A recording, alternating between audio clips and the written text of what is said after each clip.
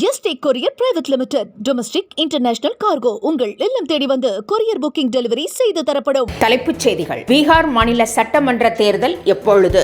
தலைமை தேர்தல் ஆணையர் ஞானேஷ்குமார் இன்று தேர்தல் அட்டவணையை வெளியிட வாய்ப்பு.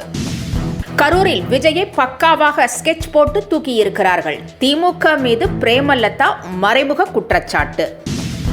நாகை மீனவர்கள் மீது கடல் கொள்ளையர்கள் தாக்கியதில் 11 பேர் காயம். அரிவாள் உள்ளிட்ட ஆயுதங்களால் தாக்கி மீன்கள், வலைகள் கொள்ளை.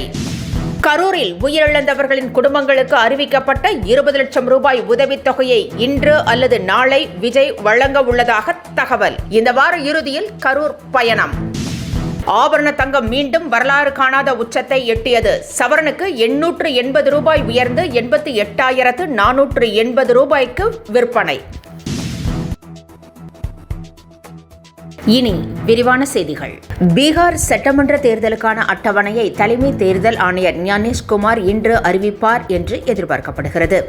நாடே ஆவலுடன் எதிர்பார்க்கும் பீகார் சட்டமன்ற தேர்தலை வரும் டிசம்பர் 22ஆம் தேதிக்குள் முடிக்க தேர்தல் ஆணையம் திட்டமிட்டுள்ளது. இதற்காக புதிய 17 சிறப்பு அறிவிப்புகளை தலைமை தேர்தல் ஆணையர் வெளியிட்டுள்ளார். இந்த அறிவிப்பு இனி அனைத்து தேர்தல்களிலும் பின்பற்றப்படும் என்றும் அவர் தெரிவித்துள்ளார். இதனிடையே தேர்தல் தேதியை தலைமை தேர்தல் ஆணையர் ஞானேஷ்குமார் இன்று வெளியிடுவார் என்று எதிர்பார்க்கப்படுகிறது. கரூர் துயர சம்பவத்தின் போது விஜயை பக்காவாக பிளான் போட்டு ஸ்கெட்ச் போட்டு தூக்கி இருக்கிறார்கள் என்று பிரேமலதா குற்றம் சாட்டியுள்ளார். ஏனென்றால் விஜயை விரும்பி பார்க்க வந்த கூட்டம் செருப்பு வீசியிருக்க வாய்ப்பில்லை என்றும் அவர் குறிப்பிட்டுள்ளார். அதை செய்தது உள்ளூர் ரவுடிகள்தான் என்றும் அவர்களை இயக்கியது ஒரு முன்னாள் அமைச்சர் என்றும் அவர் குற்றம் சாட்டியுள்ளார். யார் தடுத்தாலும் இந்த உண்மைகள் ஒரு நாள் வெளிவரும் என்றும் பிரேமலதா கூறியிருக்கிறார். 41 பேர் உயிரிழக்க காரணமான கரூர் துயர சம்பவம் விஜய்க்கு பெரும் நெருக்கடியை ஏற்படுத்தியுள்ளது. சம்பவத்தில் உயிரிழந்தவர்களுக்கு 20 லட்சம் ரூபாய் வழங்கப்படும் என்று விஜய் அறிவித்திருக்கிறார். அந்த தொகை இன்றோ அல்லது நாளையோ வழங்கப்படும் என தவேகா வட்டாரங்கள் கூறுகின்றன. மேலும் விஜய் நேரில் தற்போது செல்ல முடியாது என்பதால் வங்கிகளில் வரவு வைக்கப்படும் என்றும் கூறப்படுகிறது. இந்நிலையில் இந்த வார இறுதியில் நிச்சயம் விஜய் கரூர் செல்ல இருக்கிறார் என்றும் தவேகாவினர் கூறுகின்றனர். நாகை மீனவர்களை கடற்கொள்ளையர்கள் கடுமையாக தாக்கி மீன்களையும், வலைகளையும், மீன்பிடி உபகரணங்களையும் கொள்ளையடித்து சென்றுள்ளனர். ஆழ்கடலில் மீன்பிடித்துக் கொண்டிருந்த மீனவர்களை சுற்றி வளைத்த கடற்கொள்ளையர்கள் அரிவாள் உள்ளிட்ட பயங்கர ஆயுதங்களால் தாக்கியுள்ளனர். நடுக்கடலில் காயமடைந்து தத்தளித்த மீனவர்கள் நீண்ட போராட்டத்திற்கு பிறகு நீந்தி கரை சேர்ந்தனர். ஆட்சியிலும் பங்கு, அதிகாரத்திலும் பங்கு என்ற கோரிக்கையை காங்கிரஸ் தீவிரப்படுத்தியிருக்கிறது. திமுக கூட்டணியிலேயே நீடிப்பதாக காங்கிரஸ் தொடர்ந்து கூறி வருகிறது. எனினும் ஆட்சி அதிகாரத்தில் பங்கு என்ற கோரிக்கையை அக்கட்சி தலைவர்கள் தீவிரமாக முன்வைத்து வருகின்றனர். இதனிடையே ஆட்சி அதிகாரத்தில் பங்கு என்பது ஒவ்வொரு காங்கிரஸ் தொண்டரின் விருப்பம் என்றும் அதையே நாங்கள் பிரதிபலிக்கிறோம் என்றும் காங்கிரஸ் சட்டமன்ற குழு தலைவர் ராஜேஷ்குமார் தெரிவித்திருக்கிறார்.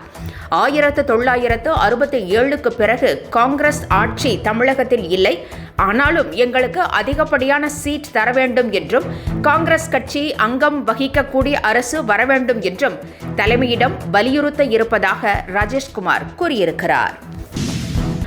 41 பேர் உயிரிழந்த கரூர் துயர சம்பவம் இந்திய அரசியல் ரீதியாக கடுமையான தாக்கத்தை ஏற்படுத்தியிருக்கிறது.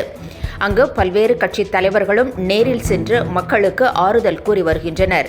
இதனிடையே கனடா சென்றிருந்ததால் கரூர் செல்ல இயலாத கமலஹாசன் இந்தியா திரும்பியுள்ள நிலையில் இன்று அவர் கரூர் செல்ல வாய்ப்பிருப்பதாக தெரிகிறது. மதுரை அவனியாபுரத்தில் எம்ஜிஆர் சிலை சேதப்படுத்தப்பட்டதற்கு இபிஎஸ் கடும் கண்டனம் தெரிவித்திருக்கிறார்.